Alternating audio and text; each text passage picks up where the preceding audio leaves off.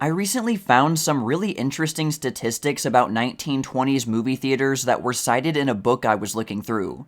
But instead of just doing a reading, I think it's easier to talk about them more casually, especially since the article itself is a pretty dry read, and I have some comments I want to add in anyway.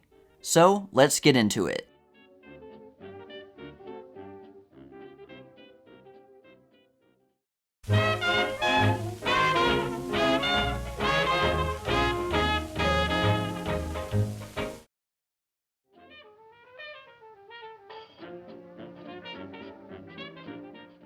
These stats were published in the trade magazine Motion Picture News in November and December 1922, and were based off of the responses of 10,000 movie theaters around the US. Considering that, according to this article, there were a total of about 14,000 movie theaters then, this represents a big percentage of them. And while these stats might not be definitive, they can give us a good idea of the overall state of movie theaters. Anyway, first we have the size of the theaters. Now, I don't know about the modern day, but theaters back then were always put into categories based on their seating capacity.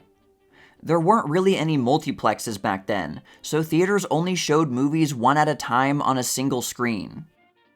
And movie palaces get most of the attention when you hear about movie theaters in the 1920s. It makes sense considering how grand and large scale they were. But the truth is that they accounted for a very small percentage of movie theaters, and these statistics reflect that very clearly. The bigger, more famous movie palaces usually had at least a couple thousand seats, and as you can see here, those only account for a little less than 1% of the total, with 90% of theaters being smaller ones with less than 1,000 seats.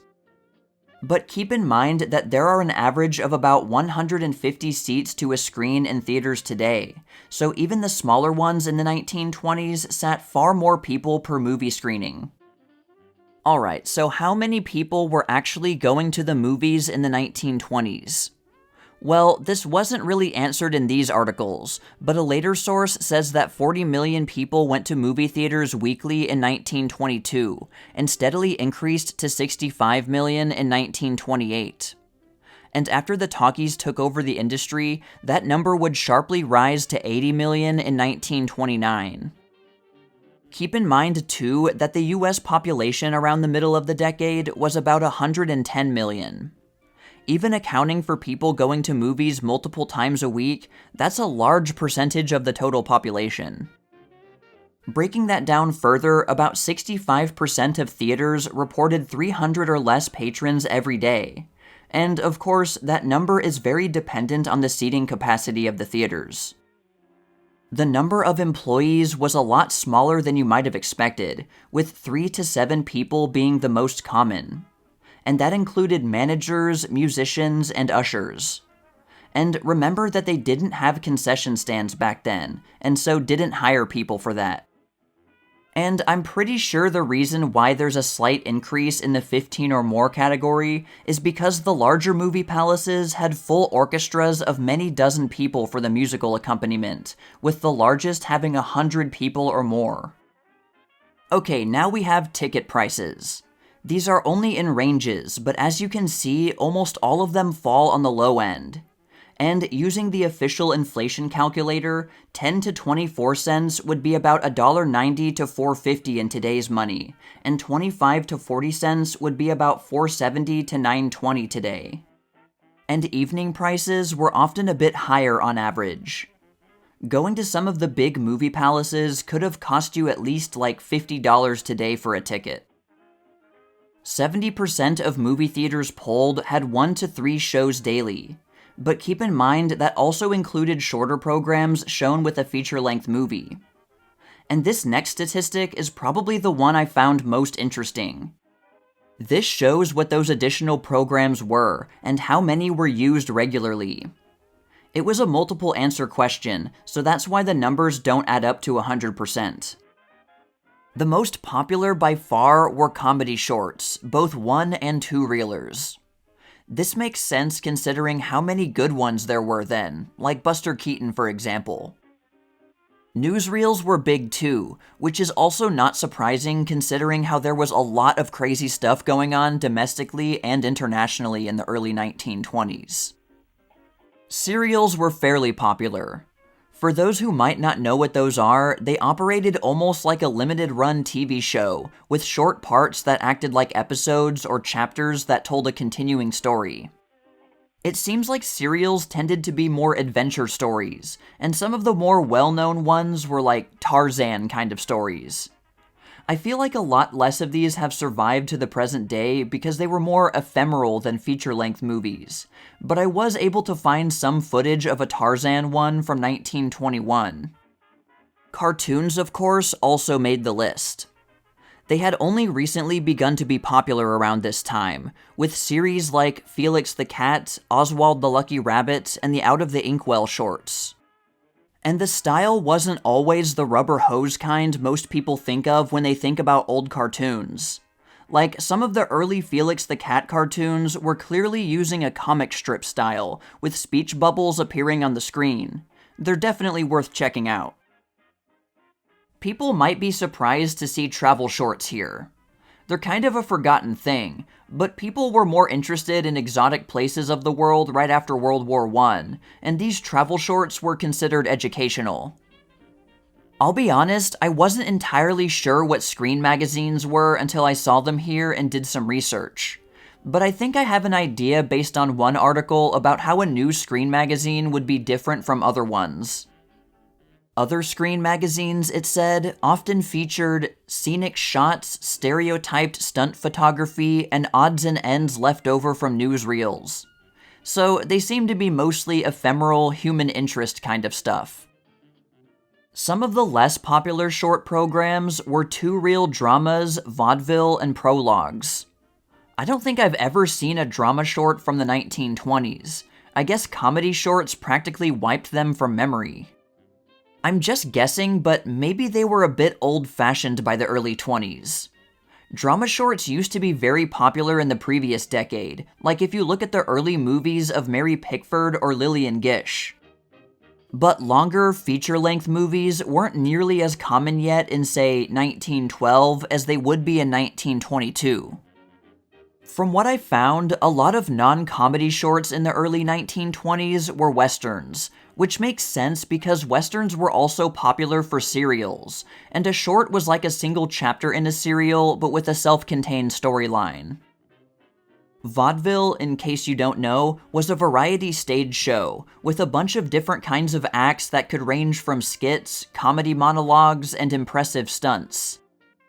Movies were often shown in the same theaters as vaudeville acts for a while back in the day, so sometimes vaudeville performers would provide warm-up entertainment.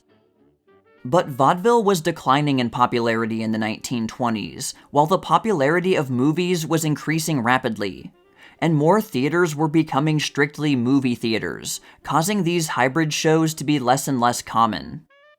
And maybe an even bigger issue was that movies were poaching the best vaudeville talent. They could also have an act from their vaudeville routine filmed one time and just have it played over and over. I was a little surprised to see prologues so low on the list, only because I see them mentioned all the time in the trade magazines I go through for research. So basically, they were short skits organized by the exhibitor. They could be comedic or dramatic, and they usually had some kind of connection with the main feature film for that day. One of these days, I'll cover prologues a bit more like I do with the movie advertising videos. Here's another statistic that's super interesting to me. In my Random Facts Part 3 video, I talked about how organs were considered the ideal instrument for musical accompaniment for silent films, but I hadn't been able to find out how common they were compared to pianos and orchestras. Well, now I have some numbers for that. Of the polled movie theaters that had musical accompaniment, almost 46% used organs, about 29% used orchestras, and about 24% used pianos. So organs were very much on top. What's even more interesting is that about 14% of the theaters polled left this blank, which Motion Picture News interpreted as them not having any musical accompaniment. It's an assumption, but if that's the case, then that's pretty weird. I'm guessing that if that's true, it would have been more remote theaters, or really small ones maybe. Among the theaters that used orchestras, they were usually smaller, so small that most people probably wouldn't consider them an orchestra. The majority of them, over 60%, were either a duet, trio, quartet, or quintet. Using all of this data, Motion Picture News provided what the average American theater was. The average number of seats, 507. The average number of people employed, 7. The average ticket price, 12 to 28 cents, with 17 to 36 cents in the evening. An average daily attendance of 364 people, and an average of 3 shows per day. The majority of movie theaters, 61%, reported summer as the worst season for business. And this isn't surprising at all when you consider that most theaters didn't have air conditioning. Imagine sitting through a 2 or 3 hour program in a hot place with no air conditioning. Most buildings in general then didn't have air conditioning, but there were still better options for cooling off than going to a movie theater. Some of the big movie palaces had some form of air conditioning, but as we now know, they were only a small fraction of theaters. From what I could find, the first movie theater to have modern air conditioning did so in 1925, but there were some similar things used in the years before, like these cooling systems that were advertised to theater owners. This is probably one of the most interesting statistics for viewers: the popularity of genres. But this only lists what genres were the top box office attraction. I'm kind of surprised to see westerns top the list, because they were often considered not very prestigious among those in the industry. But they also appealed to boys, who were a pretty big part of the movie audience. There are a couple of genres that might be confusing to some people now, so I'll try to explain. So, society movies depicted the more, I guess, glamorous side of the country. You know, the rich or upper middle class type. In other words, high society. I had no idea what Northwoods referred to until I did more research for this video. With a quick keyword search in a trade magazine, it all made more sense. It meant movies that took place outdoors in northern regions. It's a really specific thing that was a film cycle in the 1920s. Think like Jack London stories. This 1922 movie starring the dog actor Strongheart called Brawn of the North was a Northwoods movie, as was this 1921 movie called Conceit. And then we have the less popular genres, like light farce, which was a kind of absurdist and satirical comedy, melodrama, heavy drama, and costume movies. Melodrama and heavy drama were similar, and from what I found online, people have different ideas on what the difference is. Melodrama seems to be a bit more exaggerated sort of story, but I'm not an expert on that. I would have also put costume movies at the bottom. I can't tell you how boring they are to me most of the time. Whenever I used to buy collections of old movies, if it showed the actors wearing a bunch of Elizabethan-era clothes, I immediately passed on watching it. But anyway, that's just my opinion. And unsurprisingly, considering that Americans have almost always seemed to mostly only like their own stuff, foreign films were not popular at all, with German movies performing ever so slightly better. And finally, one of the biggest complaints among exhibitors was that film rentals were too expensive, with a whopping 95% of them saying they thought so. 69% of them also said that they didn't want movies to become cheaper to make. I guess their logic was that if they were cheaper to make, they would look cheaper too. I've seen this come up quite a few times while doing research on lost films.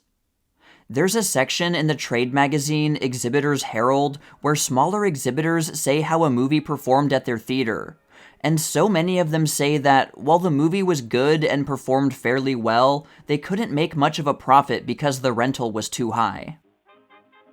So that's pretty much it.